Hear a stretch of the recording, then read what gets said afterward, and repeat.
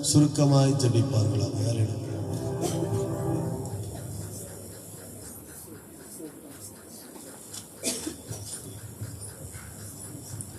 Hallelujah. Sotram, Sotram, Sotra Raja, my சோத்ரிக்கிறோம், my துதிக்கிறோம், my சோத்ரிக்கிறோம் கர்த்தாவே. அப்பா எங்கள் தோயாதி தோயனே மை சோத்ரிக்கிறோம், மை சோத்ரிக்கிறோம் கர்த்தாவே. அப்பா கர்த்தாதி கர்த்தாவே, ராஜாதி ராஜனே மை சோத்ரிக்கிறோப்பா. அப்பா பெரிய காரியங்களை செய்கிறவரே மை சோத்ரிக்கிறோம் கர்த்தாவே. அப்பா அவரவரும் சேரக்கூடாது ஒளியில வாசம் பண்ணுகிறவரே. அப்பா இறங்கணுமா ஜெபிக்கிறோம் கர்த்தாவே. அப்பா சலத்தில் உள்ள அவங்க ஐயா சோதரிக்கிறாயா இந்த சோத்திரம் சோத்திரம் அப்பா மை சோதரிக்கிறோம் கர்த்தாவே. தாவீதின் குமாரனே மை சோதரிக்கிற ராஜா ஆண்டவரே இதோ கர்த்தாவே. அப்பா சலத்தில் நீர் இறங்கும் அப்பா, நீர் அசைவாட வேண்டுமா ஜெபிக்கிறோம் கர்த்தாவே. அப்பா அவனுடைய சமூகம் ஆண்டவரே எங்களோடு இருக்கணுமா ஜெபிக்கிறேன் தகப்பனே. இதோ வந்து ஆண்டவரே இந்த நாளில் ஆராதனை ஆசீர்வதிக்கணுமா ஜெபிக்கிறோம் அப்பா மை சோதரிக்கிறோம் கர்த்தாவே. அப்பா நீர் இறங்குங்க ஐயா, நீர் இறங்குங்க ஐயா. இந்த மந்தையும் நீர் பெருகி செய்யணுமா ஜெபிக்கிறேன் தகப்பனே. உன்னதமானவரே மை சோதரிக்கிறோம், மை சோதரிக்கிறோம் கர்த்தாவே. அப்பா மை சோதரிக்கிற ராஜா மேப்பரை கொண்டு வந்த கிருபைக்காக மை சோதரிக்கிற ஐயா. இந்த உன்னத சபை நீர் ஆசீர்வதிக்கணுமா ஜெபிக்கிறேன் தகப்பனே. இதை உன்னத சபையை ஆரம்பிச்சு ஆண்டவரே இதோ கர்த்தாவே மை சோதரிக்கிற ஐயா. இதோ ஆண்டவரே 74 வருடம் முடிந்து கர்த்தா 54 வருடம் முடிந்தது கர்த்தாவே. 56 5வது ஆண்டு போங்க இருக்கிறது என் தகப்பனே. இந்த உன்னத சபை நீர் ஆசீர்வதிக்கணுமா ஜெபிக்கிறப்பா. உன்னத சபை நீருமாக கர்த்தாவே. அப்பா அநேக ஆத்துமாக்களை இந்த உன்னத சபையில் ரட்சிப்பட முடிய உதவி செய்யுங்க அப்பா. இந்த உன்னத சபையில் அநேக ஆண்டவரை நன்மை பெற்றுக்கொள்ள முடிய உதவி செய்யுங்க ஆண்டவரே மை சோதரிக்கிறோம். இதோ கர்த்தாவே இந்த ஆண்டவரே சபையில் இருந்து பின்னிட்டு போயிருக்கிற ஒவ்வொரு ஆத்துமாக்களோட கர்த்தாவே அப்பா நம்முடைய சமூகத்தில் சேர்க்கணுமா ஜெபிக்கிறப்பா. ஆண்டவரே ஒரே ஒரு கொலை போல ஆத்துமாக்களை கர்த்தாவே இந்த உன்னத சபை மூலமா ரட்சிப்பட முடிய உதவி செய்யுங்க அப்பா மை சோதரிக்கிறாப்பா. அப்பா நீர் பெரிய காரியங்களை செய்கிறவரப்பா. அநேக ஆத்துமாக்களுக்கு ஆண்டவரை விடுவிக்கணுமா ஜெபிக்கிறோம்.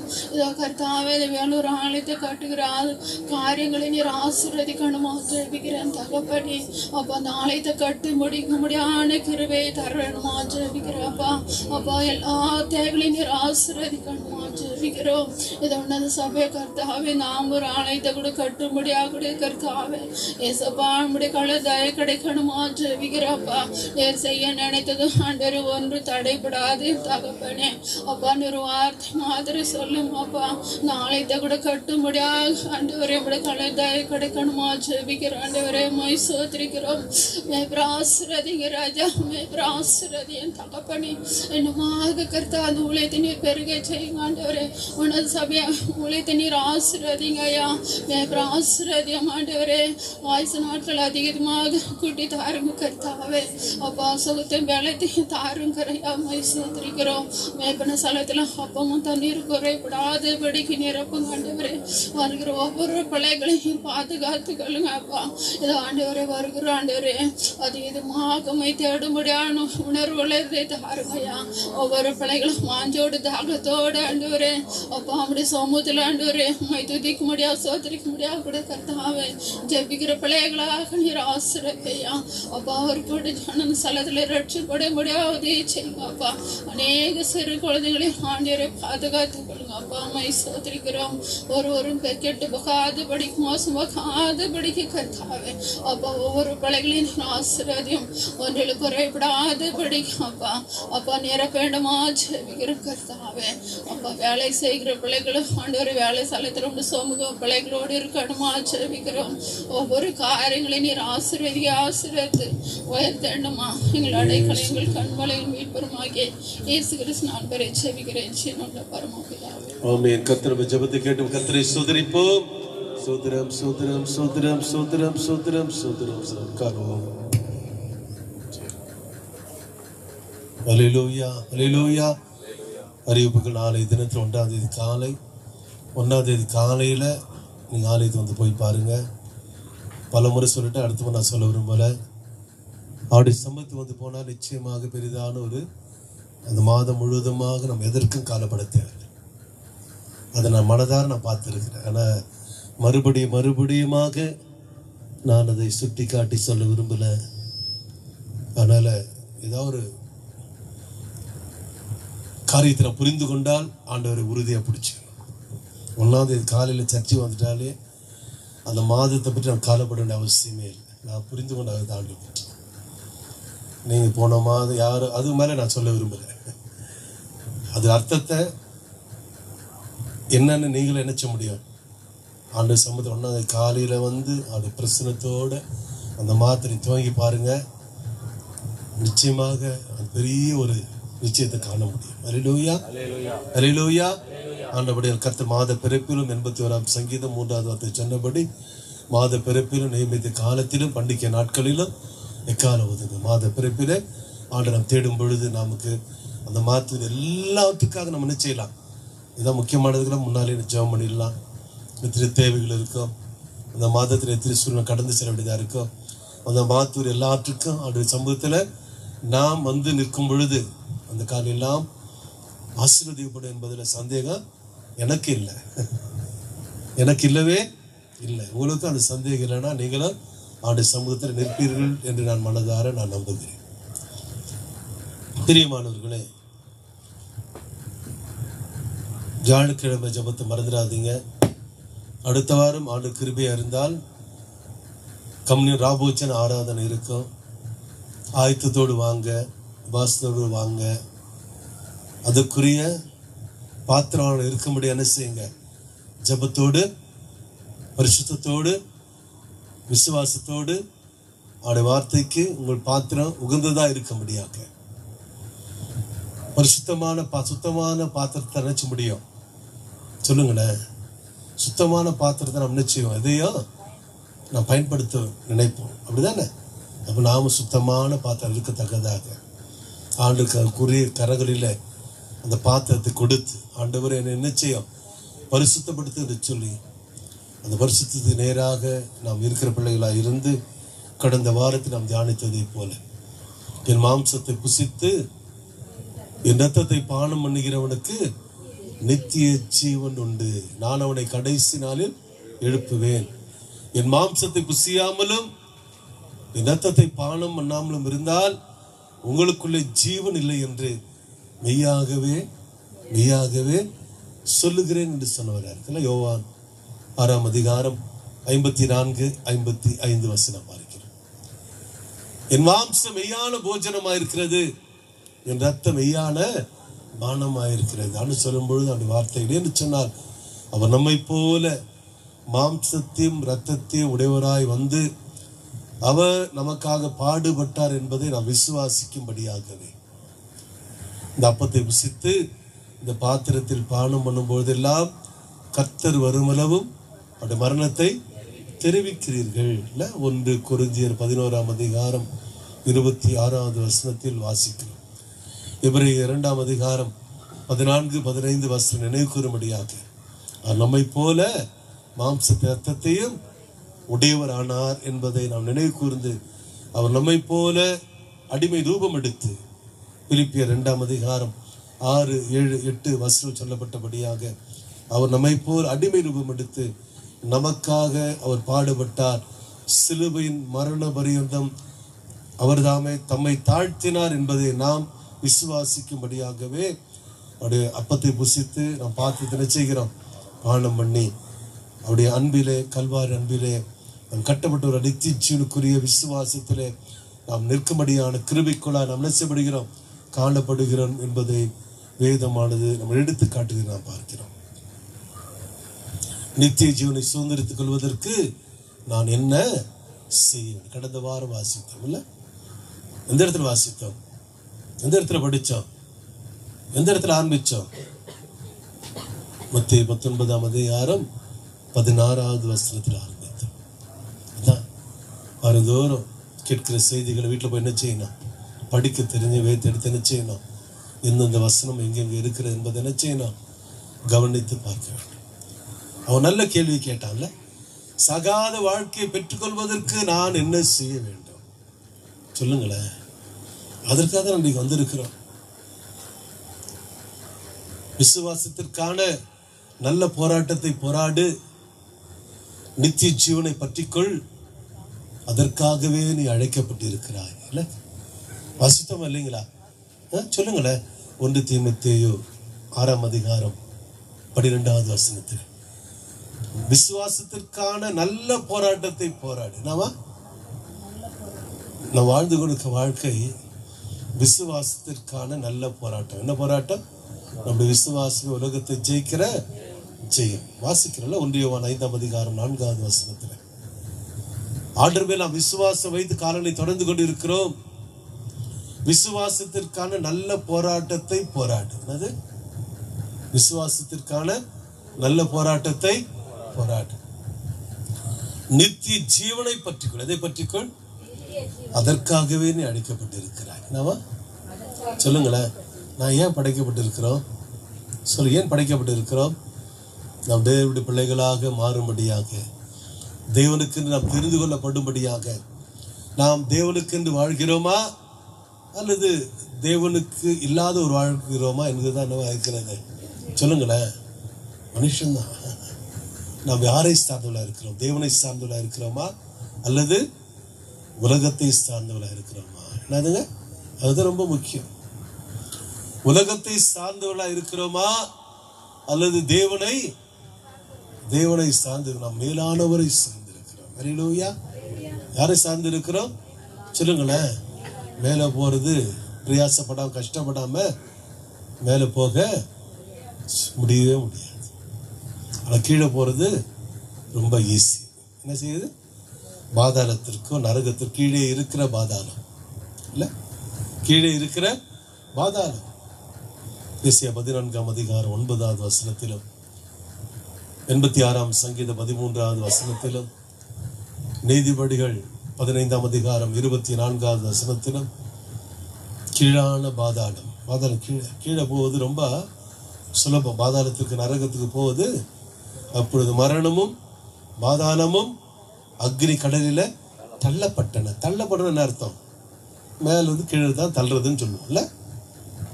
இதுவே 2ஆம் மரணம். வெளிப்படுத்தின விசேஷம் 20ஆம் அதிகாரம் 14வது வசனம் சொல்லப்பட்டிருக்கிறது. மரணத்தையும் பாதாளத்தையும் தள்ளுவார். அது எங்க தள்ளுவார்?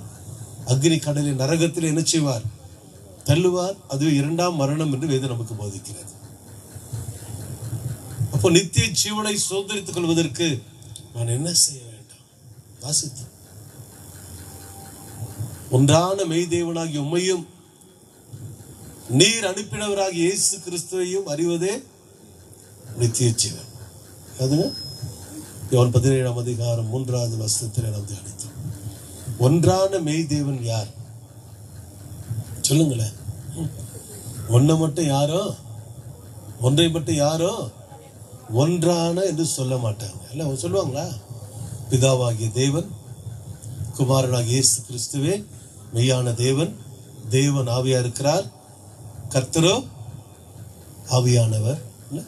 1 கொரிந்தியர் 8ஆம் அதிகாரம் 6வது வசனத்திலும் 1 யோவான் 5ஆம் அதிகாரம் 20வது வசனத்திலும் யோவான் 4ஆம் அதிகாரம் 24வது வசனத்திலும் 2 கொரிந்தியர் 3ஆம் அதிகாரம் 17வது வசனத்திலும் இவ்விதமான வார்த்தைகளை வசனங்களை அந்த விதத்தில் பார்க்கிறோம்.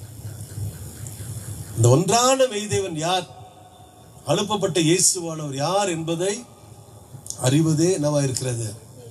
நீங்க நிறைய பேருக்கு யாரை குறித்து அறிந்து கொள்வதற்கு என்ன இல்லை ஆசை கிடையாது. இன்னைக்கு சத்தியத்துல வேத வசன வெளிப்பாடுகளை நாம் என்ன செய்யணும்? வேத வாக்கியங்களை ஆராய்ந்து பாருங்கள். அவைகளால் நித்திய ஜீவன் உண்டென்று எண்ணுகிறீர்களே, என்னை குறித்து சாட்சி கொடுக்கிறவைகள் அவைகளே. யோவான் 5ஆம் அதிகாரம் 39வது வசனத்துல சொல்லுங்களேன். இயேசுவான சுட்டி கேட்டேன். வேத வாக்கில் ஆராய்ந்து பாருங்கள். நான் படிக்கிறோம். இரவும் பகலும் கர்த்தர் வேதத்தில் தியானம் இருக்கிற மனுஷன் எவனோ அவன் வாக்கியவான். சங்கீதம் 1ஆம் சங்கீதம் 2வது வார்த்தையில படி. இரவும் பகலும் கர்த்தர் வேதத்தில், இரவும் பகலும் வேதத்தில் தியானம். அதையும் கடந்து கர்த்தருடைய வேதத்தில் வேத வாக்கில் என்ன செய்யுங்க? ஆராய்ந்து பாருங்க. என்ன செய்யுங்க? வேத வாக்கில் ஆராய்ந்து பாருங்க. இன்றைக்கு இந்த அப்போஸ்தலர் 28ஆம் அதிகாரம் 23வது வசனத்தை குறித்து சில காரியங்களை நாம் தியானிக்கும்படியாய் ஆண்டவர் உதவி செய்வாராக. அந்த வசனத்தை நான் பார்க்கும்போது அப்போஸ்தலர் 28ஆம் அதிகாரம் 23வது வசனத்தை பார்க்கும் பொழுது, அதற்காக அவர்கள் ஒரு நாளை குறித்து அநேகம் பேர் அவன் தங்கியிருந்த வீட்டிற்கு அவனிடத்தில் வந்தார்கள். அவன் காலமே தொடங்கி சாயங்காலம் மட்டும் மோசேயின் நியாய பிரமாணத்திலும் தீர்க்க தரிசிகளின் ஆகமங்களிலும் இருந்து இயேசு கடுத்த விசேஷங்களை அவர்களுக்கு போதித்து தேவனுடைய ராஜ்யத்தை குறித்து சாட்சி கொடுத்து விஸ்தரித்து பேசினார். அல்லேலூயா. பவுல் அப்போஸ்தலனை குறித்து சொல்லப்பட்டிருக்கு. அவன் சொல்லுகிறான். அதற்கு முன்பாக அந்த அதிகாரத்தில் பார்க்கும் பொழுது அகிரிப்பா ராஜாவுக்கு முன்பாக, பெஸ்துக்கு முன்பாக, இவ்விதமாக எல்லாம் ராயனுக்கு முன்பாக நிற்கப்படும்படியாக, பாருங்க, விசாரிக்கப்படும்படியாக அவன் கடந்து செல்கிற பாதைகளை போதிக்கிறது. இத்தாலிய தேசத்தை வழி அவன் போகும் பொழுது, இந்த அதிரமித்தியம் என்னும் கப்பலில் அவன் செல்லும் பொழுது, யுரேக்லிதான் என்கிறதான பெருங்காற்று அவன் கப்பலில் மோதி, இல்லை அந்த அதிகாரத்தை வீட்டில் படிச்சு பாருங்க. ஏறக்குறைய 14-15 நாட்கள் ஒன்று சாப்பிடாமல் கப்பலில் என்ன செய்தாங்க? அவள் பட்டினியாய் கிடந்தாங்க. திரும்ப என்ன செய்தாங்க? 14-10 அநேக நாள் சூரியனையாவது சந்திரனையாவது காணாமல் அவர்கள் என்ன செய்தாங்க? பட்டினியாக காணப்பட்டார்கள். அந்த நேரத்தில் பவுலுடைய அப்போஸ்தலனையும் அவனோடு கூட இருந்தவர்களையும் கர்த்தர் கரை சேரும்படியாக செய்தார். நாம் அறிந்திருக்கிறோம். மெலித்தா என்னும் தீவில ஒதுங்கினார்கள். அங்கு நேரிட்டதான சோதனையில் கூட பவுல் நிச்சயப்பட்டான். சொல்லுங்களேன், அறிந்திருக்க என்ன பப்ளிக் அந்த தீவில என்ன நடந்தது என்பதை நீங்கள் அறிந்திருக்கிறீங்க. ஞாபகத்துக்கு கொண்டு வாங்க. அசுலா கடந்து இருந்ததான நேரத்திலே அவன் என்ன செய்கிறான்? யூதரில் பிரதானமானவர்களை அவன் அழைக்கிறான். அது 17வது வசனம் பார்க்கிறோம். அப்போஸ்தலர் 28:17 பிரதானமானவர்களை அழைக்கிறான். அழைத்து அவன் சொல்லுகிறான், அப்பா, நான் யூதருடைய எந்தருடைய முறைமைகளுக்கும் முன்னோருடைய எந்த ஒரு முறைமைக்கும் விரோதமானதொன்றையும் நான் செய்யவில்லை. என்ன செய்யல? பாருங்க, புறஜாதியாருடைய நிறைவு உண்டாகிற வரைக்கும் இஸ்ரவேலின் ஒரு பகுதி என்னவா இருக்கும்? கடினமா இருக்கும் என்று சொல்லி ரோமர் 12 நிருபத்தில் 11ஆம் அதிகாரம் 25வது வசனம் பார்க்கும் பொழுது, அதன் கடைசி பகுதியில் வசனத்தை நான் சொல்லுகிறேன். புறஜாதியாருடைய நிறைவு உண்டாகிற வரைக்கும் இஸ்ரவேலின் ஒரு பகுதி கடின மனதுண்டாயிருக்கும். என்னவா இருக்கும்?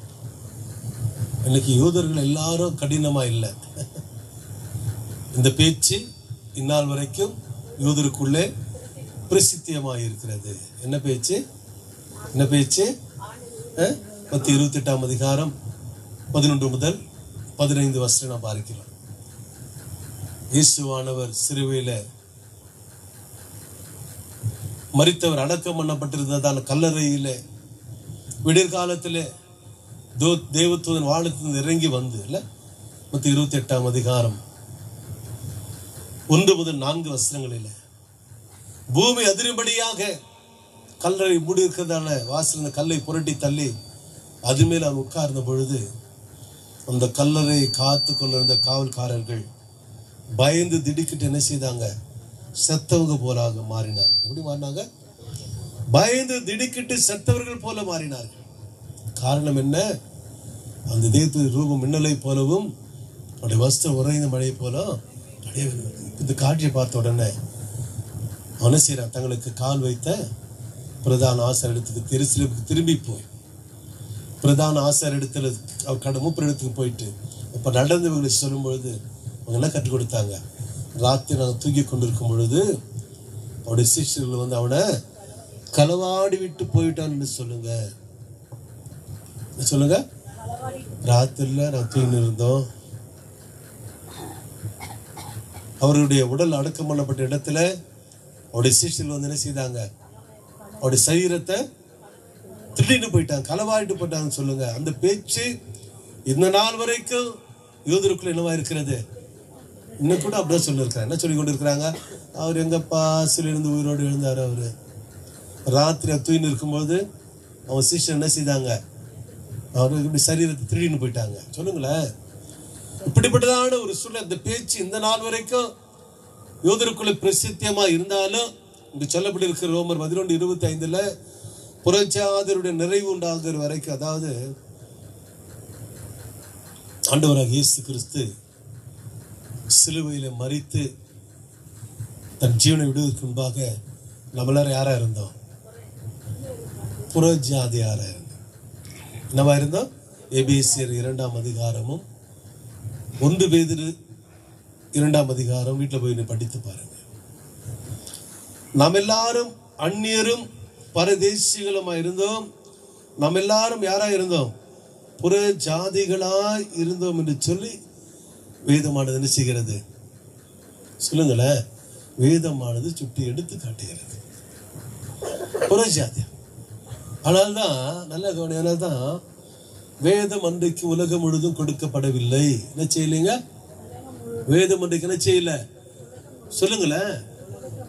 இஸ்ரேல் மட்டும்தான். ஆண்டு பாருங்க, 12 சிஷ்யர் தெரிந்து கொள்ளும் பொழுது கூட மத்திய 10ஆம் அதிகாரத்துல நீங்கள் புறஜாதியா தேசத்துக்கு போகாம எங்கே போகாது, காணாமல் போன இஸ்ரவேல் வீட்டார்கிட்ட மட்டும்தான் போங்க என்று சொன்னால், நம்ம எல்லாரும் யாரா இருந்தோம்? புறஜாதியில இருந்தோம். அதனாலே யோவான் 4ஆம் அதிகாரத்தில் பார்க்கிற சமாரிய ஸ்திரியோடு பேசும்பொழுது அவள் கேட்கிறாள், இந்த எருசலேமிலும் இந்த மலையிலும், நல்லா கவனிங்க, இந்த மலையிலும் எருசலேமில் மட்டும்தான் தொழுது கொள்ள வேண்டும் என்று சொல்றீங்களே. ஏன்னா அன்றைக்கு ஆண்டவரை உலகம் முழுவதுமாய் தொழுது கொள்ள முடியாது. என்னதுங்க? நான் குறிக்கும் மலைகளின் ஒன்றின் மேல் நீ எனக்கு அவனை தகன பலியிடு தான் சொன்னார். என்ன சொன்னாரு? ஆதியாகமம் 22ஆம் அதிகாரத்தில் ஆபிரகாமை அழைத்த தேவன் ஈசாக்கு என்ன சொன்னாரு? நான் குறிக்கும் மலைகளின் ஒன்றின் மேல் நீ அவனை எனக்கு என்ன செய்ய? தகன பலியிடு. அந்த மலைதான் என்னவா இருக்கிறது? இன்னைக்கு கொல்கதா மலையா இருக்குது. என்ன மலையா இருக்கிறது? ஆண்டவர் சிலுவையில் அறையப்பட்ட இடம் அந்த இடம் தான் கொல்கதா மலை. அப்ப இயேசுவானவர் சிலுவையில மரித்து உயிரோடு எழுவதற்கு முன்பாக, சிலுவையில மரிப்பதற்கு முன்பாக நம்ம எல்லாரும் யாரா இருந்தோம்?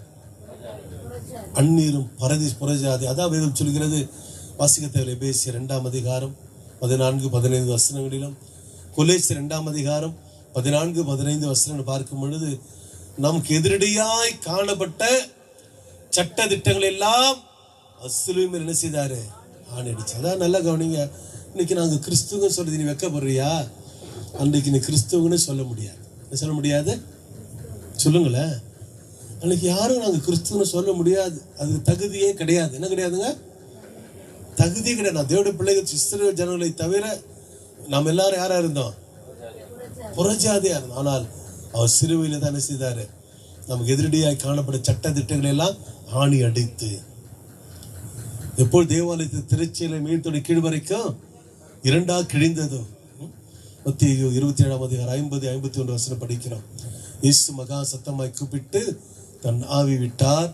அப்பொழுது தேவாலயத்தின் திருச்சிலை மேல்தொடை கீழ் வரைக்கும் 2ஆக கிழிந்தது. அப்போதான் நியாய பிரமாணத்தின் காலம் முடிந்து கிருபையின் காலமே அப்பொழுதுதான் துவங்கினது. சொல்லிக்கொண்டே போகலாம். அதற்கு குறித்த வார்த்தையை நாம் அறிந்திருக்கிறோம். எப்படி அது என்று சொல்லி, குஷ்டரோகி ஆண்ட சுகத்தை கொடுத்தாலும் நீ போய் பலியை செலுத்து என்று சொன்னார்ல. 38ஆம் அதிகாரம் 1-4 வசனங்களிலும், லூக்கா 5ஆம் அதிகாரம் 14வது வசனத்திலும், லேவியராக 14ஆம் அதிகாரத்தின் காரியங்களையும் நாம் ஏற்கனவே நாம் தியானித்தவர்களாயிருக்கிறோம். பிரியமானவர்களே, ஆண்டவர் தாமே நமக்காக ஜீவனை கொடுத்து நாம் அவருடைய பிள்ளைகளாகும்படியான ஒரு விரிதான கிருபை நமக்கு அளித்து, புறஜாதியாரா இருக்கிறதான இந்த உலகத்தில் இருக்கிறதான ஜனங்கள் புறஜாதியருடைய நிறைவு உண்டாகும் வரைக்கும், என்ன வருகிற வரைக்கும், ஹலோ, அன்றைக்கு நாம் எல்லாரும் புறஜாதியா இருந்தோம். இந்த புறஜாதியா இருக்கிற எல்லார் மத்தியிலும் இந்த சத்தியம் என்ன செய்து கொண்டு இருக்கிறது? சொல்லுங்களேன். இந்த தேவனுடைய வார்த்தை கடந்து போயிருக்கு. ஒவ்வொரு வீடா, திருவா, ஒவ்வொரு கிராமமா என்ன செய்யுது? நாடா எங்கேயோ இந்த சத்தியம் இந்த கிராமத்துல இந்த இடத்துல சேர்ந்து இருக்குன்னா, அப்போ தேவனுடைய வார்த்தைக்கு எவ்வளவு வல்லம் இருக்கு யோசித்து பாருங்களேன். உலகத்திலேயே அதிகமாக அச்சடிக்கப்பட்டு கொண்டிருக்கிற ஒரே புஸ்தகம் இந்த வேதம் தான். ரெக்கார்டுங்க. உலகத்திலேயே உலகத்தில் இருக்கிற எல்லா பாஷைகளிலும் இருக்கிறதான புஸ்தகம் என்று சொல்லப்படுகிறதான ஒரே புஸ்தகம் இந்த வேதம் தாங்க. என்னங்க, உலகத்திலேயே அதிகமாக அச்சடிக்கப்பட்டு கொண்டிருக்கிறதான புஸ்தகம். நான் நிறைய சொல்லியிருக்கிறேன். செல்போன்லேயோ லேப்டாப்லேயோ என்ன செய்யக்கூடாது, வேதத்தை படிக்கக்கூடாது. இன்றைக்கி அநேக பாஸ்டர்கள் லேப்டாப்பில் கூட வச்சு படிக்கிறாங்க. அதெல்லாம் ரொம்ப தப்பான காரியம். இந்த யூடியூப்பில் வந்து இப்படி திருப்பி பாருங்க, லேப்டாப் செல்லில் இப்படி திருப்புங்கண்ணா, அது எங்கெங்கேயோ கொண்டு போயிடும். என்ன செய்யும், எங்கெங்க என்ன செய்யும். ஆனால் இதை நீ திருப்பி பாரு, உன்னை ஆண்டு வார்த்தைட்டு வேற எங்கேயும் ஒன்று கொண்டு போகாது. செல்லுக்கும் வேதத்துக்கும் உள்ள மேன்மை அது தாங்க. பாஸ்டர், நான் புஸ்தகத்தில் வசனத்தை படிச்சிட்டேன், புஸ்தகம் வசனம் மட்டுமா படிக்கிறேன், எல்லாத்தையும் தான் படிக்கிறேன். கேலண்டரில் வசனத்தை மட்டும் படிக்கிறேன், எல்லாத்தையும் படிக்கிறேன். ஆனால் இதில் எதை மட்டும் படிக்க முடியும், இதனுடைய வார்த்தையை மட்டும்தாங்க படிக்க முடியும். வேறொன்று நினைச்ச முடியாது. லேப்டாப்ல எல்லாமே படிக்கலாம், செல்போன்ல எல்லாமே பார்க்கலாம். ஆனால் அந்த வேதத்தில் ஆண்டவரை தவிர வேற யாரையும் பார்க்க முடியாது. அதை புரிந்து கொண்டவங்க இந்த வேதத்தை நினைச்சுவாங்க, மேன்மையானதாக நினைப்பாங்க. இந்த பவுல் அப்போஸ்தலன் யூதரில் பிரதானவர்கள் அழைத்து அவன் சொல்றாப்பா, நான் விரோதமான ஒன்றை நான் சொல்லவில்லை.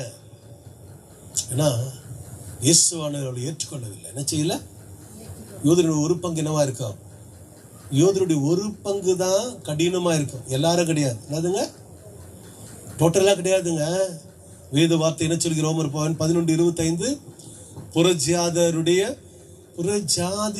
நிறைவு உண்டாகிற வரைக்கும். என்ன உண்டாகிற வரைக்கும் நிறைவு இருக்குதா? உங்க குடும்பத்தில் நிறைவு இருக்குதா சொல்லுங்களேன். உங்க வீட்டில் நிறைவு இருக்குதா? உங்களுக்கு தெரிஞ்சவங்க மத்தியில், நமக்கு தெரிஞ்ச மத்தியில் நிறைவு யோசித்து பாருங்களேன். இன்னைக்கு நம்ம சபைக்கு எப்படி வந்திருக்கிறோம், நிறைவானவர்களாக வந்திருக்கிறோமா? ஒரு ஃபங்க்ஷனுக்கு போனால் நிறைவாக போகிறோம். சொல்லுங்களேன், நிறைவுனா என்ன? உன்னத சபையில் ஆண்டு இருக்கிறான்னு எதற்கோ நீ செலவு பண்ற, அந்த ஆண்டு இருக்கா நீ செலவு பண்ணிப்பாரு. உனக்கே நீ செலவு பண்ணிக்காத நீ சர்ச்சுக்காக ஆண்டுக்காக என்ன கொடுக்கணும் மனசு இருக்குமா? ஆண்டவர் தேட நீ எவ்வளவு செலவு பண்ணிருக்க ஆண்டுக்கு தெரியும். உனக்காக நீ எவ்வளவு செலவு பண்ணிருக்க யாருக்கு தெரியும்? ஆண்டவருக்காக நீ எவ்வளவு நடந்திருக்க ஆண்டுக்கு தெரியும். உனக்காக எவ்வளவு நீ நடந்து யாருக்கு தெரியும்? சொல்லுங்களேன். அப்போ கணக்கு போட்டுமா தெரியும், தானிக்கு தீனி எது வந்து நல்ல ஒரு நிலையில் இருக்கிறது. ஆண்டவருக்காக ஆண்டு ராஜ்யம் கட்டுமுடைய குப்பீர் மரத்தினாலே நோவா என்ன செய்தான், உண்டு பண்ணினான். சும்மா இல்லை, வேலையெல்லாம் விட்டுட்டு என்ன செய்திருப்பான், எதை பிரதானமான வேலையை நினைத்தான், இந்த உலகத்தின் அழிவிலிருந்து காப்பாற்றப்பட வேண்டும் என்று சொல்லி நீதியை பிரசங்கித்தவனாகிய நோவா என்று சொல்லி இல்ல 2 பேதுரு 2:5-6 நினைக்கிறேன். நீதி பிரசங்கித்தவனாகிய நோவா. அதுபோல இந்த பவுல் அப்போஸ்தலன் காலமே தொடங்கி சாயங்காலம் மட்டும் என்ன செய்யறான் சொல்லுங்களேன். யூதில் பிரதானமான எல்லாம் அழைத்து, முக்கியமான அழைத்து எல்லாரையும் கூடி வர செய்து ஒரு நாளை தெரிந்து கொண்டு என்ன செய்கிறான், காலமே தொடங்கி சாயங்காலம் மட்டும் தேவனுடைய இயேசுவானவரை குறித்தும் தேவனுடைய ராஜ்யத்தை குறித்தும் சாட்சி கொடுத்து விஸ்தரித்து பேசினான். எப்படி பேசினான்? சில கூட்டங்களுக்கு நான் சென்றது உண்டு.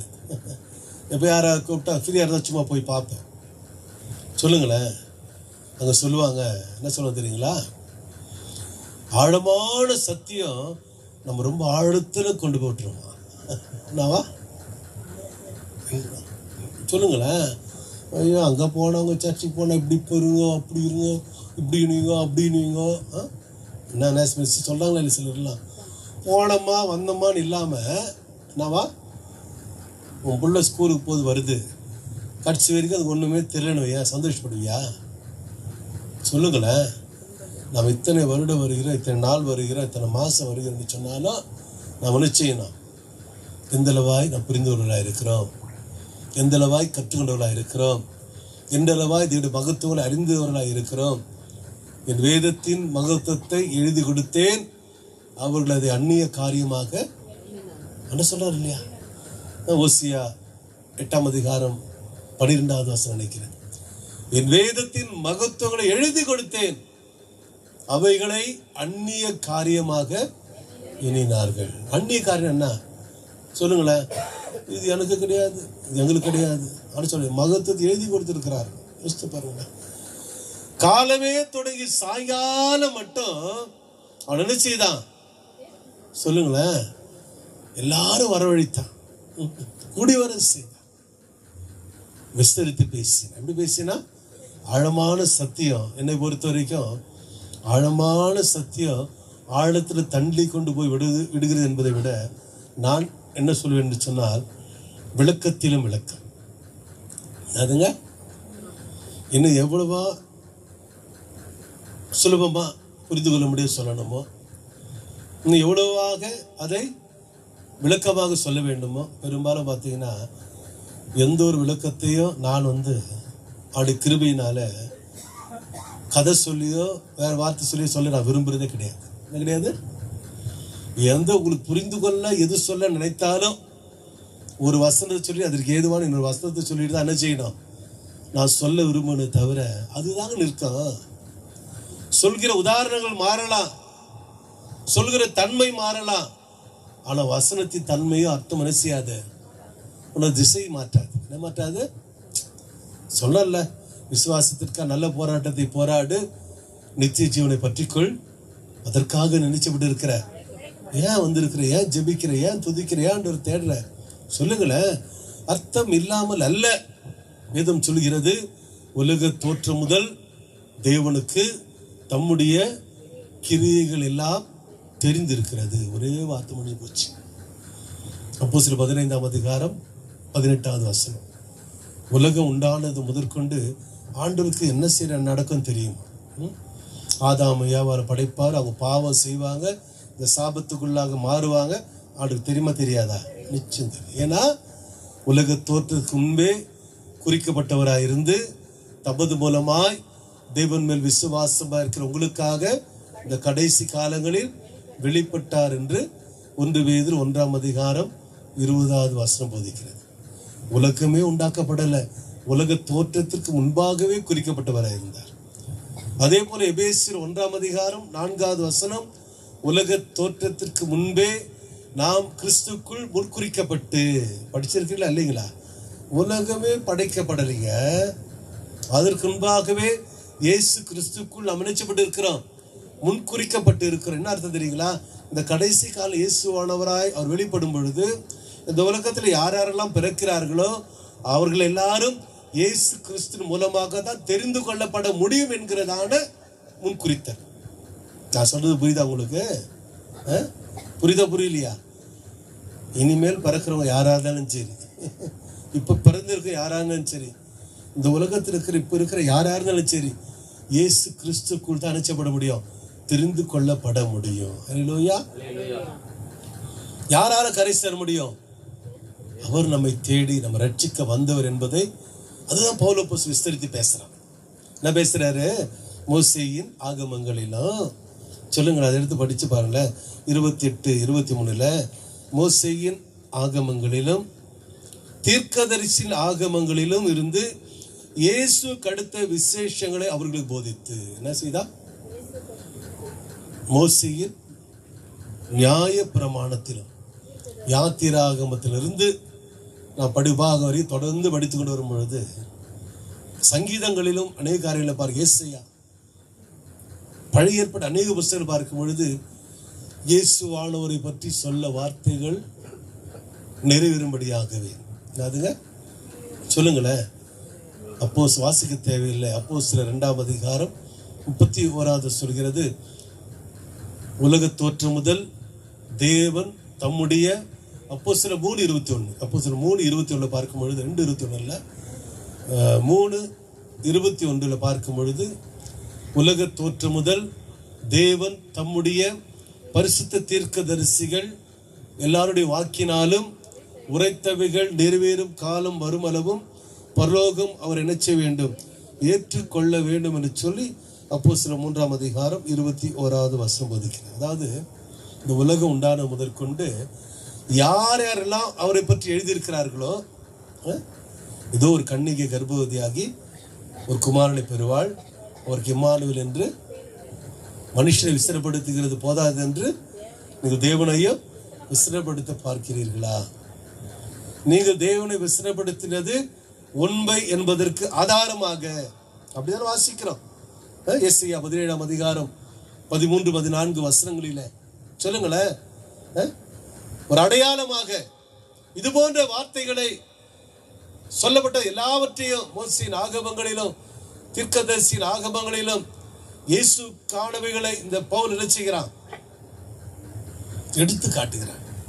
விசுவாசிக்காம இருக்கிறீங்களே, காலமே தொடங்கி சாயங்காலம் மட்டும் என்னதுங்க, இங்க ஒரு அரை மணி நேரம் 3/4 மணி நேரம் 1 மணி நேரம் ஆனவுடைய நிறைய என்ன செய்யுது. அதாவது எப்பொழுதும் தேவையான எந்த காரியத்தை குறித்து நாம் தியானிக்கிறோமோ அதை குறித்தே நாம் பேசி கொண்டு போனா அது எவ்வளவு நேரம் ஆனாலும் என்ன செய்யாது, நேரம் போறது தெரியாது. என்ன செய்யாது, என்ன சொல்லுங்களேன். எந்த காரியத்தை குறித்து ஆண்டவர் நம்மை தியானிக்கபடியாய் சுட்டி காட்டுகிறாரோ, கையினா கை, விரல்னா விரல், தலைனா தலை, புரியுதா உங்களுக்கு? எதை குறித்து நாம் தியானிக்கிறோமோ அவைகளை மட்டுமே நாம், அவைகளுக்குரிய வசனங்களை வார்த்தைகளை நாம் தியானிப்போம் என்று சொன்னால் அது எத்தனை மணி நேரமாலும், கொஞ்ச நேரம் இருந்தாலும் அதிக நேரம் இருந்தாலும் நேரம் போகிறது தெரியாது. பிரசங்கம் பண்ண வேண்டும் என்பதற்காக ஆரம்பித்து எதையோ பேசிக்கொண்டிருந்தால் என்னதுங்க, கையில் ஆரம்பித்து அங்கே போய் இங்கே போய் அங்கே போய் கடைசி பிரசவத்தை முடிக்கிற மாதிரி சொன்னால் உட்கார்ந்து கொண்டு போய் என்ன இருக்கும், கவன சிதறல் ஏற்படும், ஒரு மனம் இருக்காது, எதையும் புரிந்து கொள்ள முடியாது. அதனால தான் எப்பொழுதும் நான் வந்து ஆண்டு கிருபையினால பிரசங்கம் மூலம் நேரத்தை பார்க்க மாட்டேன். என்ன பார்ப்போம், என்ன பாஸ்டர் என்ன பிரதர் பார்ப்பீங்கன்னா, ஒரு காரியத்தை பேசுவதற்கு இந்த செய்தி எவ்வளோ நேரம் போகும், 1/2 மணி நேரம் இருக்குமா, 1 மணி நேரம் வருமா, இந்த செய்தி எடுக்க ஒரு 3/4 மணி நேரம் ஆகுமா, எனக்கு முன்கூட்டியே தெரியும். இந்த வசனங்கள் எல்லாம் கொண்டு நாம் சொல்லும் பொழுது குறைந்தபட்சம் நமக்கு ஒரு 40 நிமிஷம் 1 மணி நேரம் ஆகும். சில பிரசங்கம் 1.25 மணி நேரம் ஆகும், சிலது முடிக்க 2 மணி நேரம் ஆகும். எனக்கு ஓரளவுக்கு சில காரியங்களை முன்கூட்டியே தெரியும். ஏன்னா எந்த வசனங்களை நான் பேச போகிறேன், எதை ஆண்டு கற்றுக் கொடுத்திருக்கிறார், இதை நான் புரிந்து கொள்ளும்படியாய் மற்றவர்கள் சொல்லும் பொழுது அது எவ்வளவு நேரம் ஆகும் சொல்லுங்களேன். ஒரு நாளை இந்த பவுல் குறித்து அந்த நாள் எல்லாரும் வர செய்து காலமே தொடங்கி சாயங்காலம் மட்டும் பாருங்க, இயேசு குறித்தவைகளையும் தேவனுடைய ராஜ்யத்தை குறித்தும் விஸ்தரித்து பேச என்ன செய்தான். எவ்வளவு பொறுமையா உட்கார்ந்து கேட்கறது ஒரு பக்கம் இருந்தாலும் அவன் எந்த அளவாய் ஆண்டு காரியங்களை அவன் அறிந்தவனா இருந்தால் ஒவ்வொன்றையும் யோசித்து பாருங்க. எம்மாவிற்கு போன சிஷ்யனோடு ஆண்டு பேசிக்கொண்டு போகிறார். லூக்கா 24ஆம் அதிகாரம் 13 முதல் 35 வசனங்கள் பேசிக்கொண்டு போறாரா போலையா சொல்லுங்களேன். பேசும்போது என்ன சொன்னார், அப்பா அவங்க சொல்றாங்க இப்படியெல்லாம் நடந்து விட்டது, இப்படியெல்லாம் ஆகிவிட்டது, எங்கள் கூட்டத்தை சேர்ந்த சிலரோ அவர் உயிரோடு எழுந்த தேவதூதரை மாத்திரம் கண்டோம் என்று சொல்லி எங்களை பிரமிக்க பண்ணினார்கள், ஆனால் அவரையோ காணவில்லை சொல்லிக்கொண்டே போறாங்களா இல்லைங்களா. பாண்டன சொல்றாரு, தீர்க்கதரிசிகள் சொன்ன யாவை விசுவாசிக்கிறதற்கு புத்தி இல்லாத மந்த இருதயம் உள்ளவர்களே.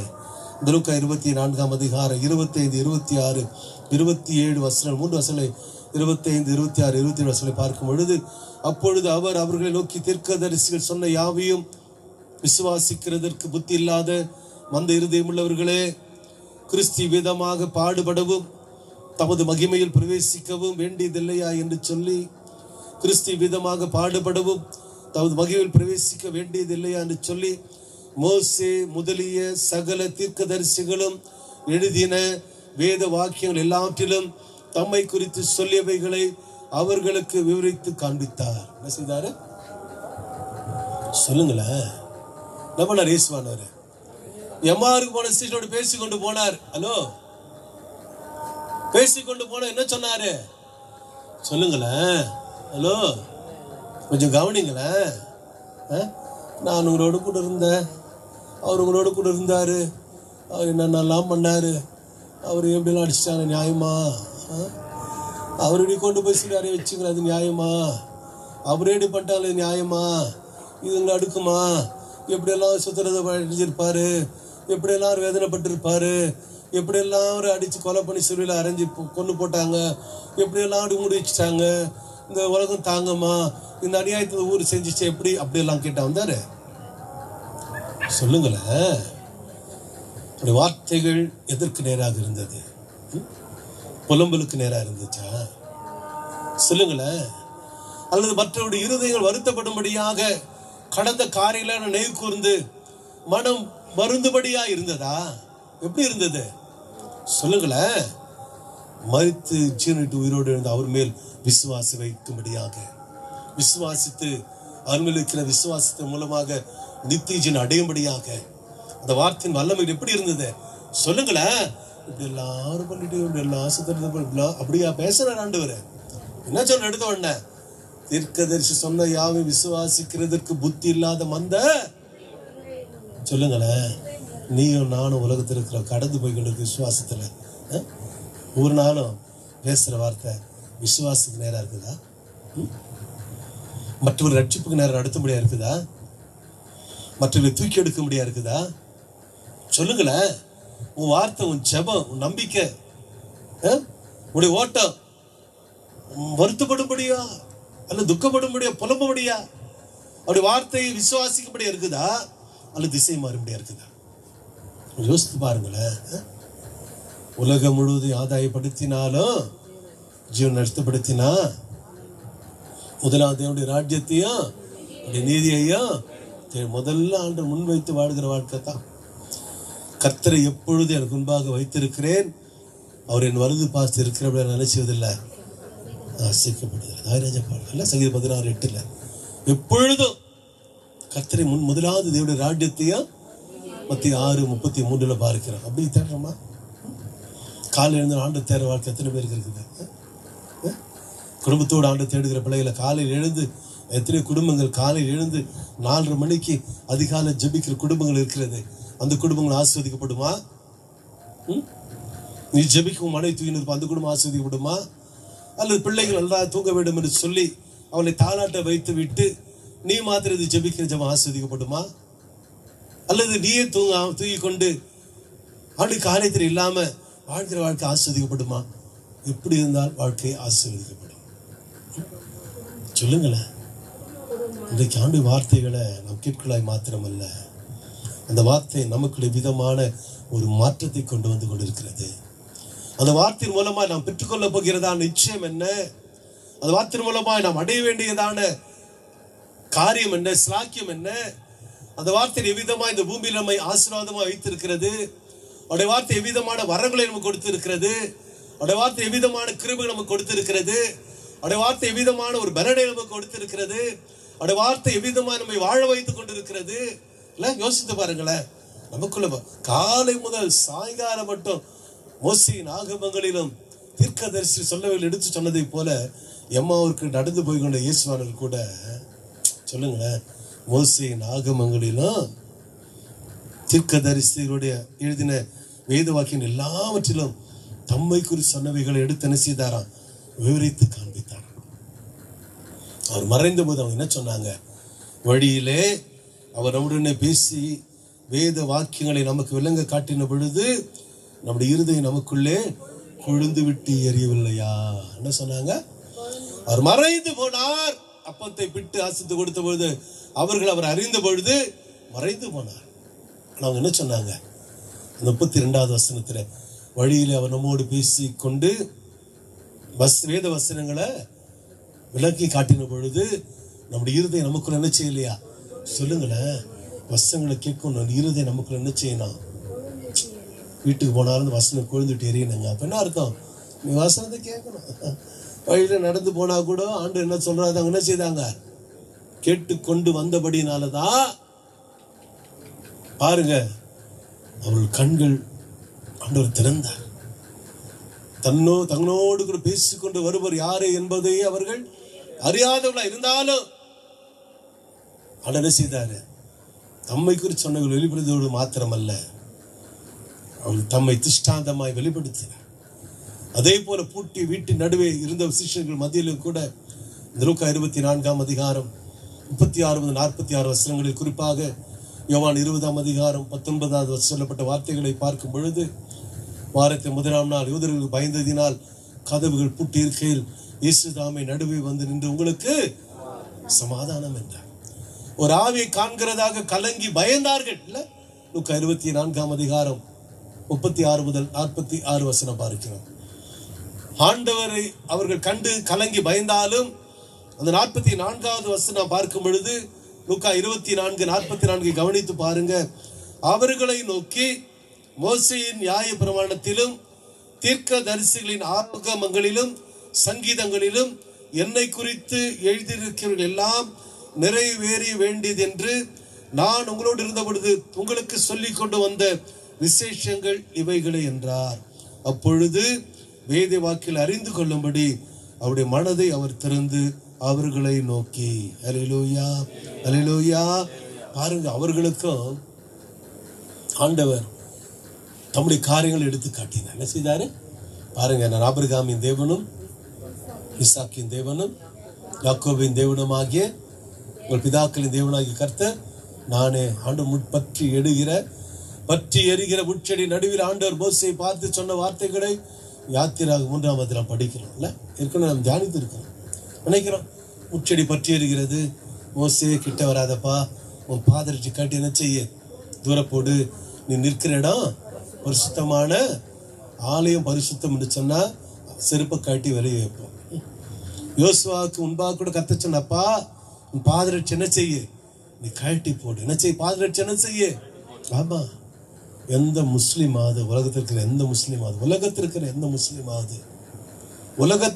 முஸ்லிமாவது செருப்பு உள்ள போறது பார்த்துருக்கிறீங்களா? சேரை போட்டுன்னு நமாஸ் பண்றது பார்த்துருக்கிறீங்களா? உட்கார்ந்து நமாஸ் பண்றது பார்த்துருக்கிறீங்களா? சொல்லுங்களேன்.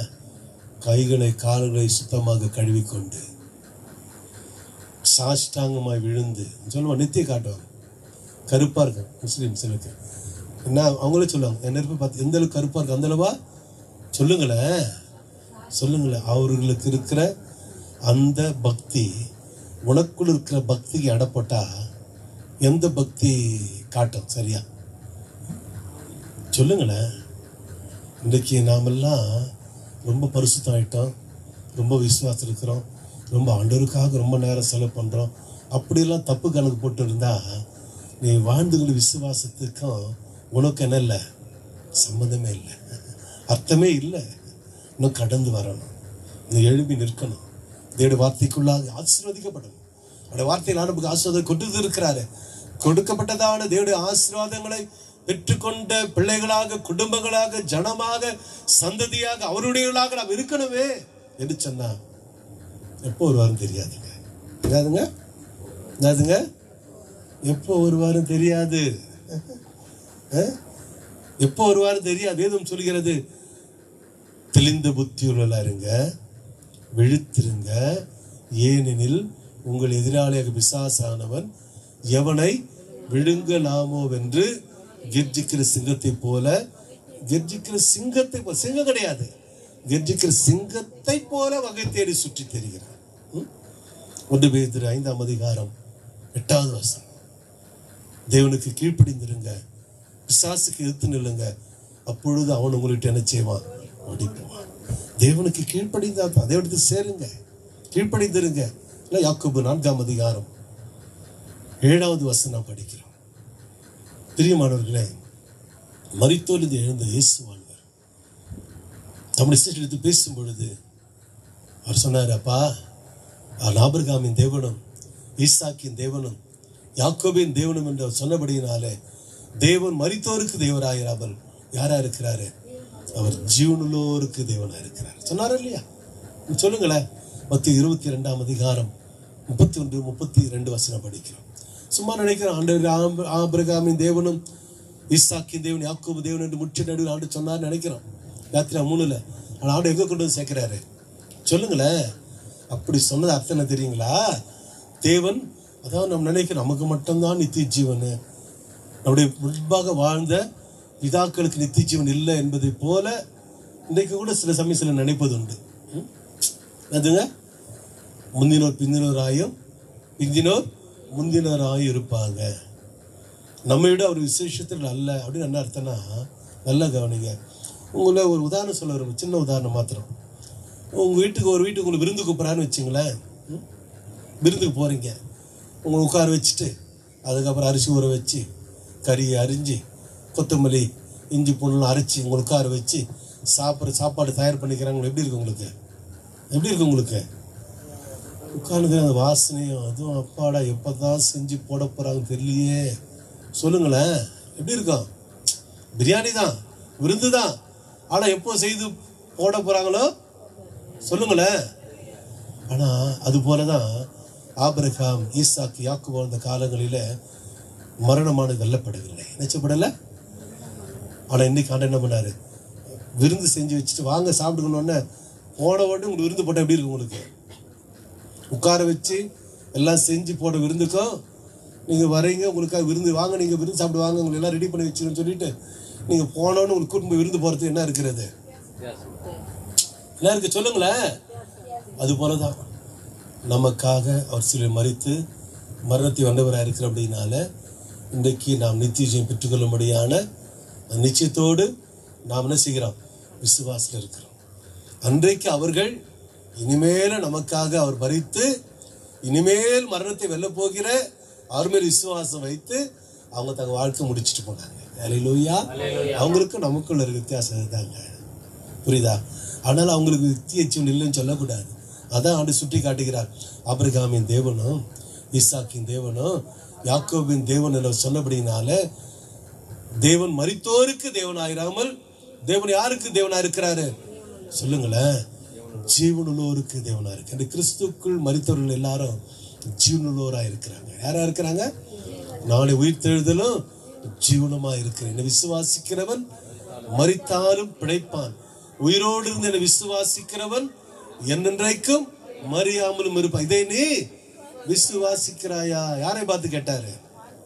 யாரை பார்த்து கேட்டாரு?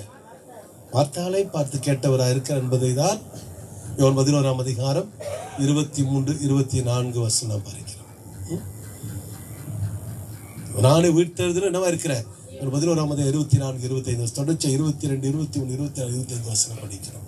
அப்பிரியமானவர்களே, நித்திய ஜீவனுக்கு ஏதுவான நிச்சயத்தை நாம் காணும்படியாக அதை பவுல் சொல்லும் பொழுது நான் இஸ்ரவேலின் நம்பிக்கைக்காகவே நினைச்சப்பட்டு இருக்கிறேன், கட்டப்பட்டிருக்கிறேன். என்ன சொல்லாம இந்த அப்போஸ்தலர் 28ஆம் அதிகாரம் 20வது வசனத்தில் இஸ்ரவேலின் நம்பிக்கைக்காகவே நான் நினைச்சப்பட்டு இருக்கிறேன், இந்த சங்கிலிகளினால் நான் கட்டப்பட்டிருக்கிறேன் நான் சொல்லுகிறேன். காலமே தொடங்கி சாயங்காலம் மட்டும் இயேசுவை குறித்தவைகளையும் தேவனுடைய ராஜ்யத்தை குறித்தும் அவன் என்ன செய்தான்? திருஷ்டாந்தமாக அநேக காரியங்கள் என்ன செய்தான்? விஸ்தரித்து பேசி. அதனால ஆழமான பிரசங்கம் நம்ம ஆழத்தில் கொண்டு போயிடும் நினைக்கிறாங்க. ஹலோ, அவன் விஸ்தரித்து பேசி விளக்கத்திலும் விளக்கம் என்னதுங்க? விளக்கத்திலும் விளக்கம். நித்திய ஜீவனை பெற்றுக்கொள்வதற்கு என்ன செய்ய வேண்டும்? வேத வாக்கியங்களை ஆராய்ந்து பாருங்கள், அவைகளால் வேத வாக்கியம் என்ன செய்யுங்க? பவுல் அப்போஸ்தலன் வேத வாக்கியம் அவன் ஆராய்ந்து பார்த்தபடினால்தான் சொல்லுங்களேன், காலமே தொடங்கி சாயங்காலம் மட்டும் என்ன பண்ணா? என்ன செய்தாரு சொல்லுங்களேன்? விஸ்தரித்து பேசினார். ஆமா, நீங்க கூட உட்கார்ந்தீங்கன்னா காலையிலிருந்து சாயங்காலம் வரைக்கும் அவனுக்கு கிருபையா இருந்தா அணைச்ச முடியும். சொல்லுங்களேன், அவருடைய காரியங்களை அது தொடர்புடைய காரியங்களை நேர்த்தியா அணைச்ச முடியும். ஒரு நோட்டை வச்சு உட்காந்து போர்டை வச்சு என்ன செய்யணும்? அவனாவது யோசிக்குது, சர்ச்சில் குடிச்சு ஒரு நல்ல போர்டை வாங்கி வைக்கணும்னு சொல்லிட்டு டீச்சர் பாடம் நடத்துவது போல என்ன செய்யணும்? சண்டேஸ் ஞாயிற்றுக்கிழமை நடத்த முடியாது, மற்ற நாட்களில் என்ன செய்யலாம்? வேத பாடம் என்று சொல்லி வைத்து விட்டு என்ன செய்யலாம்? காலையிலிருந்து சாயங்காலம் வரைக்கும் மாதத்துக்கு ஒரு முறை உங்களுக்கு என்னென்ன சந்தேகம் இருக்குது அந்த சந்தேகம் கொண்டு வாங்க. இதுவரை பிரசங்கம் பண்ணதில் நீங்கள் கேட்கிற கேள்வி இருக்கும் என்று சொன்னார். என்னதுங்க? இதுவரைக்கும் வாரந்தோறும் நான் பிரசங்கம் பண்ணதிலிருந்து உங்கள் கேள்விகள் இருக்கும் என்று சொன்னால் அதை தைரியமாக நினைச்ச முடியும், என்னால் நினைச்ச முடியும், எடுத்து காட்ட முடியும். ஆனால் இதுவரை பிரசங்கம் பண்ணத வகைகளில் இல்லாத கேள்விகளை ஒருவேளை கேட்டால் நினைச்ச முடியும். தேவனிடத்தில் கேட்டுத்தான் அல்லது தேவனால் அது வெளிப்படுத்தப்பட்டால் மாத்திரம் நினைச்ச முடியும். சொல்லுங்களேன், எடுத்து சொல்ல முடியும். அப்போ இந்த பவுல் அப்போஸ்தலன் காலமேத்துடைய சாயங்காலம் மட்டும் அவன் விஸ்தரித்து பேசினான்னு சொன்னா அவன் எந்த அளவாய் வேத வாக்கியம் அவன் ஆராய்ந்து பார்த்து யோசித்து பாருங்க. யாராவது உன்னை பார்த்து ஏதாவது கேள்வி கேட்டா வேதவசம் எடுத்து விலைக்கு காட்ட சொல்ல முடியுமா?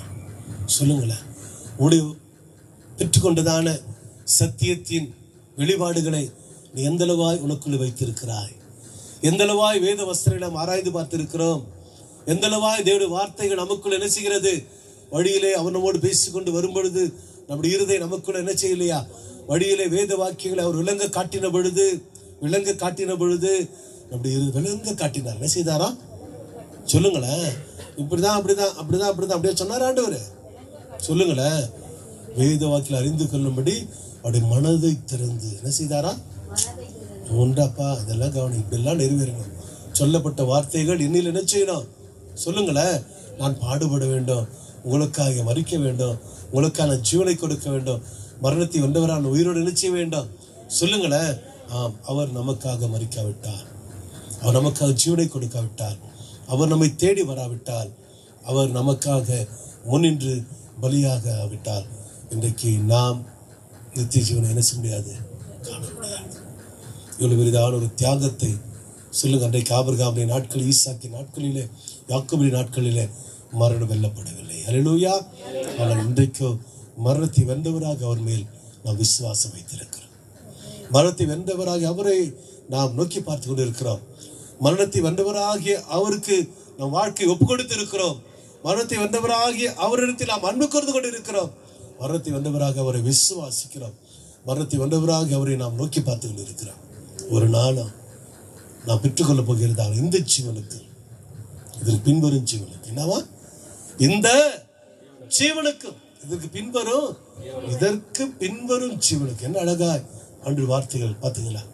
இந்த ஜீவனுக்கு எதுவான அறிந்து கொள்ளத்தக்கதான கிருபைகளை நமக்கு கொடுத்திருக்கிறார்.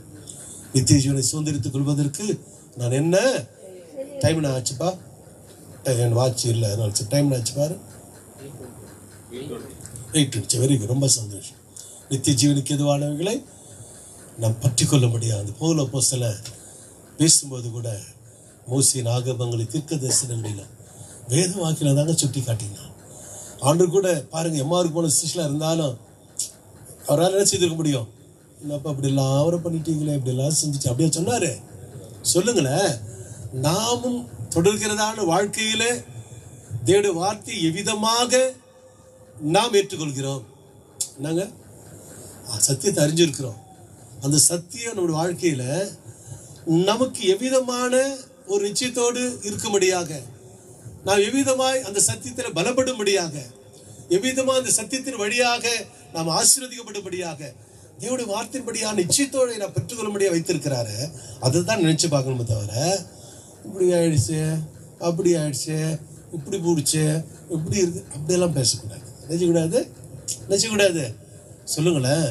கடந்தவைகள் இருக்கிறதான தேவனுடைய வழிநடத்துதலையும், இதாதுங்க கடந்து வந்த பாதையில் இருக்கிறதான தேவனுடைய கிருபைகளையும், கடந்து வந்த பாதையில் நாம் பெற்றுக்கொண்டதான தேவனுடைய வார்த்தையின் வல்லமையையும், கடந்து வந்த பாதையில் நாம் பெற்றுக்கொண்டதான தேவனுடைய வார்த்தையின் காரியங்களையும் நம்ம என்ன செய்யணும்? மென்மையானதாக நினைத்து. அல்லேலூயா. எவ்வளவு பெரிய காரியம் வாழ்க்கை ஆண்டு செஞ்சிருக்கிறார். எவ்வளவு பெரிய கிருபை ஆண்டு கொண்டு கொடுத்திருக்கிறார். இவருடைய நிச்சயத்தோடு ஆண்டு என்னை வாழ வைத்துக் கொண்டு இருக்கிறாரு. இவருடைய மாற்றத்தோடு கர்த்தர் செய்திருக்கிறாரு. என்னை பிரகாசிக்க வச்சிருக்கிறாரு. என்னை கரம் பிடித்து இருக்கிறாரு, தூக்கி எடுத்து இருக்கிறாரு, என்னோடு கூட இருக்கிறாரு, என்னை வாழ வைத்துக் கொண்டு இருக்கிறாரு. தேவனுடைய வார்த்தையின்படியான நிச்சயத்தோடு எவ்விதமாய் கர்த்தர் இந்த பூமியில் என்னை வழி நடத்தி கொண்டு வந்து இதுவரைக்கும் நடத்தி கொண்டு இனிமேல் நடத்துவார். சொல்லுங்களேன். நித்திய ஜீவனுக்கு எதுவாக இருக்கிறது? அல்லேலூயா. நித்திய ஜீவனுக்கு எதுவாக இருக்கிறது என்று சொல்லி, ஆமா, அந்த நிச்சயத்தை நாம் விருப்பம் சொன்னார். இப்படி இஸ்ரவேல் ஜனங்கள் கானான் தேசத்தை நோக்கி போகும் பொழுது செங்கடலா இருந்தாலும் இரண்டாய் பிளந்தது, வனாந்தரமா இருந்தாலும் அற்புத அதிசயமா நடந்தார்கள், யோர்தானா இருந்தாலும் பின்னிட்டு திரும்பினது, எரிகோவில் மதிலா இருந்தாலும் என்ன செய்தது? இடிந்து விழுந்தது.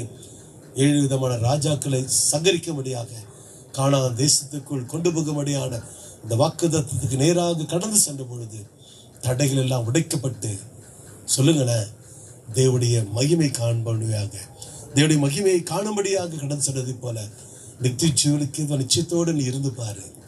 நித்திய ஜீவனுக்கு நிச்சயத்தோடு விசுவாசமா இருந்து பாரு. நித்திய ஜீவனுக்கு விசுவாசத்தோடு நீ சந்தோஷமா இருந்து பாரு. நித்திய ஜீவனுக்கு விசுவாசத்தோடு வாழ்ந்து பாரு. நித்திய ஜீவனுக்கு விசுவாசத்தோடு ஓடிக்கொண்டிரு. நித்திய ஜீவனுக்கு அந்த விசுவாசத்தோடு உன்னையும் உன்னை சார்ந்தவர்களையும் எப்பொழுது ஏழு வார்த்தைக்கு நேராக நீ வைத்து வழி நடத்தி பாரு. அது நித்திய ஜீவனுக்கு கிருபிக்குள்ள இருந்து பாரு. எதிர்கொண்டு சில எல்லாவற்றிலும் பெரிதான தேவனுடைய வார்த்தையின்படியான நினைச்சு வழி நடத்துதலை காண முடியும். அல்லேலூயா. எப்படி அவன் நடத்தினாரோ அது போல அவர் நடத்த அவர் நல்லவரும் வல்லவரும் ஒரு வாக்கு மாறாத தேவன். அல்லேலூயா. நான் தான் நடக்கிறேன், நான் தான் கிடையாது, அவரு தான் இல்லாம அப்படி சொல்லிப்பார். அவன் பவுல் அப்போஸ்தலன் அப்படியாய்தான் விஸ்தரித்து பேசினான். தேவனுடைய அன்பை குறித்து என்ன செய்தான், தேவனுடைய காரியங்கள் என்ன செய்தான் சொல்லுங்களேன். இது வரைக்கும் தெரிஞ்சது போதும், நான் அறிஞ்சது போதும் அப்படியெல்லாம் இல்லை.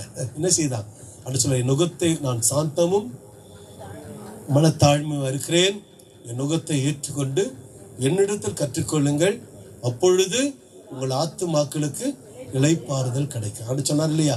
11ஆம் அதிகாரம் 29வது வசனத்துல வருத்தப்பட்டு பாரஸ். அதுக்கு அடுத்த வசனம் என்ன சொல்றாரு, என் நுகத்தை ஏற்றுக்கொண்டு என்னிடத்துல கற்றுக்கொள்ளுங்கள்.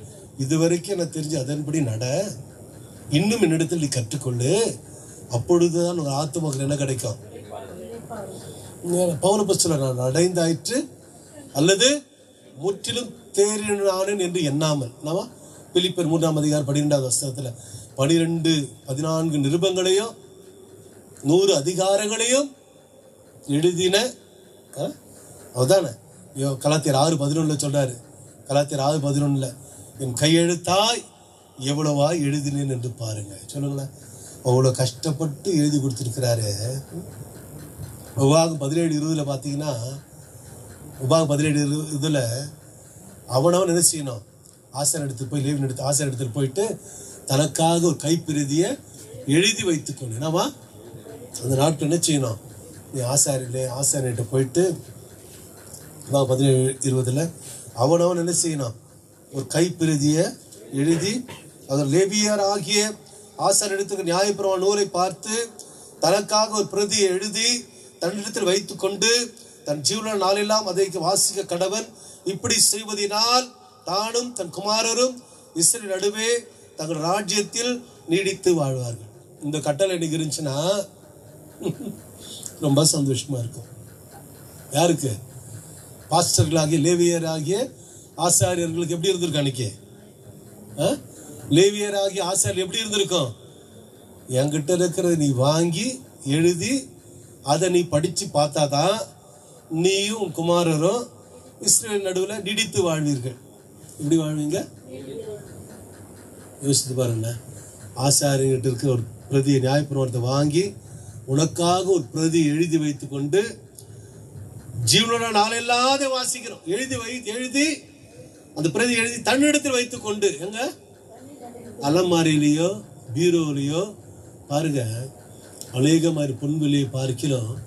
நீர் விளம்பின வேதம் இருந்தாலும் 119ஆம் சங்கீதம் 74 இந்த வேதம் தாங்க நித்திய ஜீவனை தரப்போகுது. இதை நீ எங்க வச்சிருக்கு யோசித்து பாரு. வேதத்துக்கு மதிப்பு கொடுக்காத எவரோ மேன்மை அடைய முடியாது. என்ன செய்ய முடியாது? எல்லாத்தையும் காசு கொடுக்க வாங்க முடியும். உன்னால வேதத்தை எங்கன்னா ஓசியில் கிடையாதா பார்க்கறது. எனக்கா ஒரு பைபிள் வாங்கி கொடுக்கணும் பாஸ்டர், நல்லது தான், இல்லைன்னு சொல்லலாம். புடவையோ கோட்டோ ஷூட்டோ வாங்கறதுக்கு பைபிள் இலவசமா விலை கம்மியா, ஆனால் எடுக்கிற புடவையோ அல்லது எடுக்கிற துணியோ பொருளோ நல்ல உயர்ந்ததாக பார்க்கறது. எப்போ வேதத்தை வாங்கும்போது 500 ரூபாய்க்கு மேலே 1000 ரூபாய்க்கு மேலே வாங்கணும், நல்ல பைபிளை வாங்கணும், நல்ல வேதம் நினைக்கிறியா? அது இப்போ பத்திரமா வச்சுக்கிறோம். எதோ வச்சுக்கிறோம், படத்தை பத்திரமா வைக்கிறோம், நகையை பத்திரமா வைக்கிறோம், பைபிள் தூக்கி எங்கன்னா வச்சுக்கிறோம். மேன்மை அடைய முடியாதுங்க. இதுதாங்க உன்னை மேலே கொண்டு போகும். அதெல்லாம் இங்கே நின்றுடுங்க.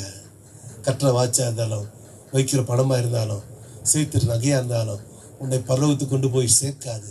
உன்னை பரலோகத்துக்கு கொண்டு போய் சேர்க்காதுன்னு மேன்மை கொடுத்தனா உன்னை கொண்டு போகிற சேர்க்க வைத்திருக்கிற வேதத்தை நீ மறந்தா நீ பல்லது போய் சேர முடியுமா? அல்லது நான் போய் சேர முடியும்? யோசித்து பாருங்க. லேவியரை ஆசிரியத்து போய் தனக்காக அவன் அது பிரதியை கேட்டு வாங்கி எழுதி வைத்து கொண்டு தானும் தன் பிள்ளைகளை வாசித்தால்தான் ஜீவன நாளெல்லாம் வாசிக்கணும். அப்பதான் அவன் நீடித்து வாழ முடியும். சொல்லுங்களேன், எப்படி வாழ முடியும்? சொல்லுங்களேன். அதான் பவுல் சொல்கிறார், என் கையெழுத்தாய் எவ்வளவாய் எழுதினேன் என்று பாருங்க. அவர் எழுதி கொடுத்து படிக்கிறதுக்கு, பிரிண்ட் பண்ணதை நீ படிக்கிறதுக்கு முடியலன்னா சொல்லுங்களேன், வேற எப்படிதாங்க நாம் ஆஸ்வதிக்கப்பட முடியும்? வேதவாக்கில் ஆராய்ந்து பாருங்க. அவைகளால் நித்திய ஜீவன் உண்டென்று, அவைகளால் நித்திய ஜீவன் உண்டென்று எண்ணுகிறீர்களே. கர்த்தருடைய வார்த்தை நித்திய ஜீவனுக்கு எதுவாய் நம்மை நடத்துகிறது, நடத்தி கொண்டிருக்கிறது. இஸ்ரவேல் எவ்விதமாக கானான் தேசம் நோக்கி போகும் பொழுது கடன் அது போல நித்திய ஜீவனுக்கு இதுவானவைகளில நீ நிலைத்து நிற்பாரு. அதற்குரிய சாக்கியத்தை கொடுத்து பாரு, அதற்குரிய முன்னுரிமை கொடுத்து பாரு. அதற்கென்றே நினைச்செய்ய அழைக்கப்பட்டிருக்க என்பதை நினைவு கூர்ந்திருப்பான்னு சொன்னா அதுதான் உண்மையான நிச்சயத்தில் ஓடுகிற ஒரு வாழ்க்கை. நிச்சயத்தில் ஓடுகிற அந்த தேவனுடைய வார்த்தையுடையான வாழ்விலே நம் காலங்களை தொடரத்தக்கதாக தேவன் தாமே இந்த உன்னசின் அத்தனை குடும்பமாக, சபையாக, ஜனமாக, மக்களாக முன்னின்று நித்தியம் நினைச்சவராக வழி நடத்துவாராக. கண்களை மூடி நம்மை நாம் தாழ்த்தி கிட்டதான வார்த்தை நினைவு கூர்ந்து நாம் ஜெபிப்போம், கர்த்தரை நோக்கி பார்ப்போமாக. ஹல்லேலூயா, ஹல்லேலூயா.